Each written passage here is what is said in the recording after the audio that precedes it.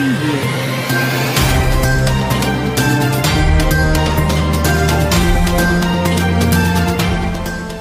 Salut à tous et bienvenue une fois de plus sur votre chaîne d'actualité.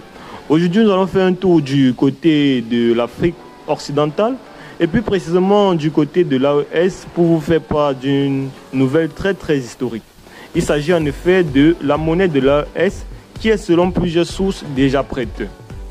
La monnaie des pays de l'AES que sont le Niger, le Mali et le Burkina Faso est déjà prête. C'est ce qu'a déclaré le week-end dernier l'ancien président ivoirien Laurent Gbagbo lors d'un meeting avec ses partisans. Je cite, « La monnaie est déjà prête.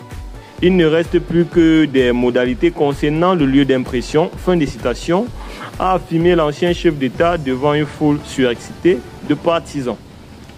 Celui qui a dirigé la Côte d'Ivoire pendant plus de 10 ans a, au cours du meeting, critiqué le franc CFA et a affirmé qu'il avait commencé par s'opposer à cette monnaie depuis l'année 1984. Selon lui, si un consensus n'est pas trouvé au sein de l'UEMOA ou de la CEDEAO pour la création d'une monnaie unique, les pays quitteront le franc CFA au rang dispersé au cours des années à venir. Notons que, même s'il est privé de ses droits politiques, Laurent Gbagbo a été investi par son parti, le Parti des peuples africains, en abrégé PPPA-CI, comme candidat à la prochaine élection présidentielle de 2025. Selon plusieurs sondages, ce dernier pourrait remporter cette élection. Laurent Gbagbo a laissé entendre à demi-mot que son pays, qui est la locomotive du franc CFA en Afrique de l'Ouest,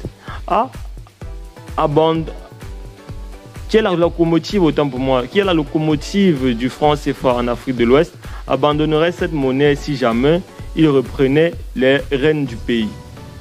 Que ce soit à Bamako, ou à Ouaga, ou à Niamey, les propos de l'ancien président n'ont pas été commentés par les autorités.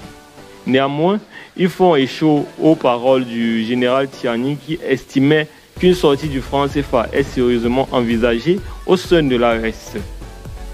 Les prochaines semaines et mois seront probablement riches en surprises. Eh bien les amis, c'est tout pour cette petite note. N'oubliez pas de nous laisser vos impressions en commentaire. Et on se dit à très bientôt pour de nouvelles actualités. Bye bye.